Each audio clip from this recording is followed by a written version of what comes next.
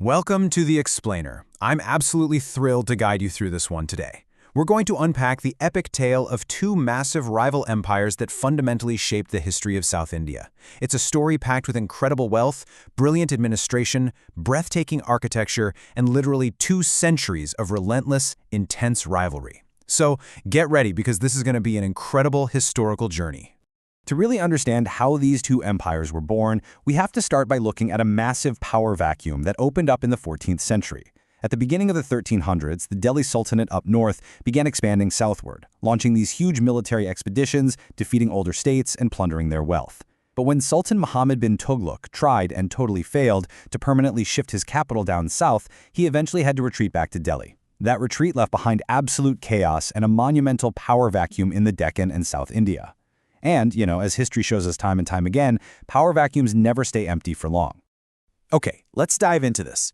Because rising right out of the ashes of that chaos were 2 absolute heavyweights. First, in 1336, the Sangama brothers established the Vijayanagar Empire on the south bank of the Tungabhadra River near present-day Hampi.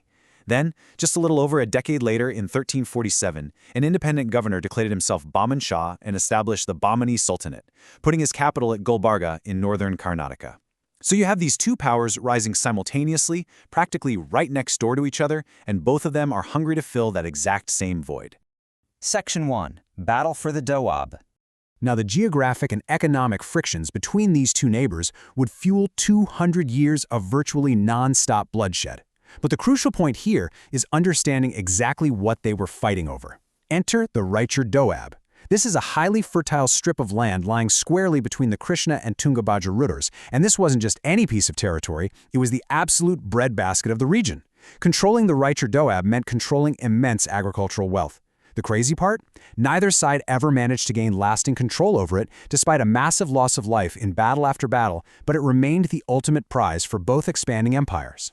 Now, it's pretty tempting to just point to religious differences to explain this rivalry, but it is so vital to ground this history in cold, hard economics. The real engines of war went way beyond just the Raichur Doab. They fought desperately to control seaports on the west coast, places like Goa and Honavar. Why? Because those ports were the key supply points for the Arabian horse trade, and horses were absolute necessities for their cavalries. So these wars weren't just ideological, they were fundamentally about securing the crucial military and economic resources they literally needed to survive. Section 2. The Bahmani Sultanate's Peak. Let's shift our focus north of the Krishna River for a minute. A huge part of the Bahmani Sultanate's success was its foundational governance, which was brilliantly laid out by early rulers like Muhammad I. He didn't just fight wars, the guy actually built lasting institutions. He established a highly structured council of 8 ministers, everyone from a minister of finance to a chief of police.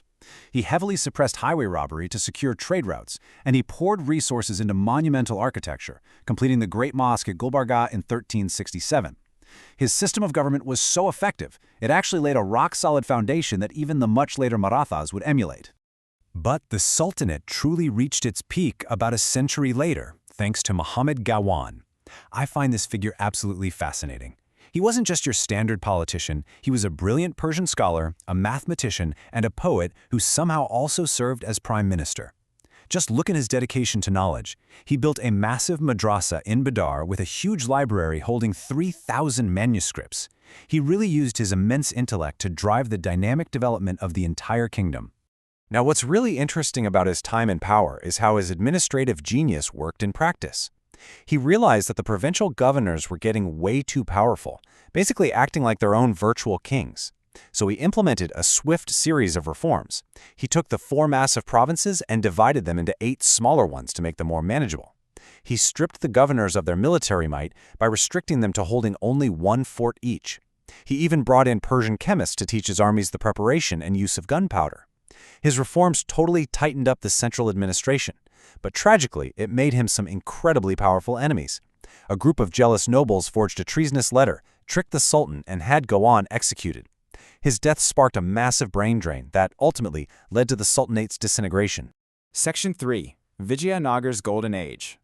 Meanwhile, as the Bahmani Sultanate was struggling with all that internal drama, let's head south and explore the peak of their great rival. Just to clearly anchor ourselves chronologically over this massive 300-year history, the Vijayanagar Empire was ruled successively by 4 different dynasties. It kicks off with the Sangama dynasty, founded by the brothers Harihara and Bukka in 1336. Then we get a brief period under the Salava dynasty, but the empire truly hits its absolute zenith during the Third Dynasty, the Tuluva dynasty, starting in 1505. And eventually it all wraps up with the Aravido dynasty.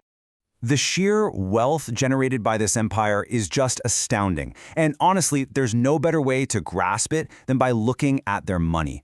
Just marvel at the intricate details on these gold Varaha coins issued by Vijayanagar kings. They featured Hindu deities and these incredible mythical animals.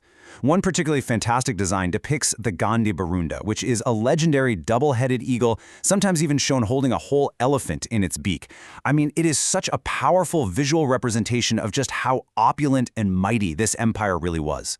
And speaking of might, we absolutely have to talk about Krishnadeva Raya of the Tuluva dynasty, who is widely considered the greatest of all the Vijayanagara kings.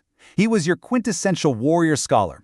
Out on the battlefield, he repulsed the Bahmani forces and defeated local rebellious chiefs.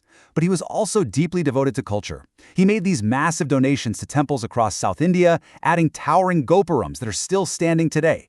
He surrounded himself with a famous court of 8 great poets, known as the Ashtadigajas, and was even an accomplished author himself, earning the title Endra Bhoja.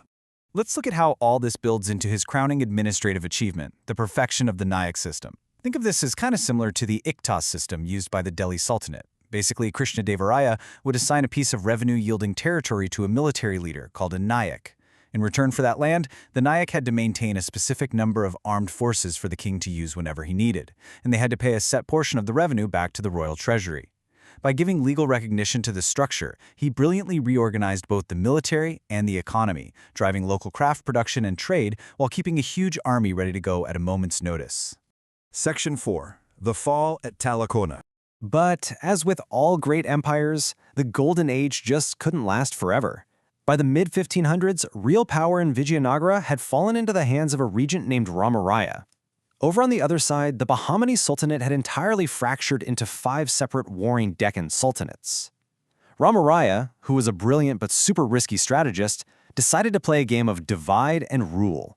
He'd ally with one sultanate against another, constantly shifting the balance of power. While it was pretty clever in the short term, this strategy spectacularly backfired. Eventually, the Muslim rulers realized they were being played. Forgetting their mutual quarrels, they actually forged a grand alliance, uniting their massive armies against their one common enemy, Vijayanagara. And that brings us to the ultimate dramatic collision, the devastating Battle of Talakota in January 1565. Despite his old age, Ramaraya personally commanded his forces. But in the final chaotic stages of this clash, the Vijayanagara army was completely routed. Ramaraya was captured and immediately executed. The victorious allied armies then marched directly into the magnificent, incredibly wealthy city of Vijayanagar, and for months they ruthlessly ransacked it. They reduced one of the most opulent cities on earth to total ruins. It was a fatal blow, and the centralized empire would never truly recover from it. Section 5. Legacies Set in Stone. Now, while their political powers eventually faded away, these empires left behind cultural footprints that are still very much alive today. Let's pivot from the ashes of destruction to the immortal beauty they left behind. The Bahmani Sultanate and its successors pioneered a really stunning Indo-Saracenic architectural style. Take the majestic Golconda Fort, for example. What started as a mud fort was transformed into an impenetrable granite marvel. But it wasn't just militarily tough, it's famous for its brilliant acoustic architecture. You can literally clap your hands at the entrance and hear it all the way up at the highest pavilion. It even featured secret underground tunnels, and remarkably, by the 17th century, this fortified city had transformed into a world-famous diamond market, giving us some of the most famous diamonds in human history, including the legendary Kohinoor. And this brilliantly illustrates how Vijayanagar also ensured its legacy survived in stone, pioneering a massive new Dravida style of architecture. They introduced these towering, ornate gateways called Raya Gopurams that just totally dominated the skyline. They built vast, breathtaking Kalyanomandapams. These were huge halls with hundreds, sometimes 1,000, intricately carved pillars featuring galloping horses and mythical beasts. Today, the spectacular ruins of their capital at Hampi stand as a designated World Heritage City. It is a silent, breathtaking testament to a once glorious epoch. Which brings us to the end of our explainer, and it leaves us with a really profound paradox to think about. These two titans pushed each other to incredible heights of military innovation, architectural beauty, and administrative genius. But in the very end, their total obsession with defeating one another drained their resources and completely fractured their stability. So I'm going to leave you with this question to ponder.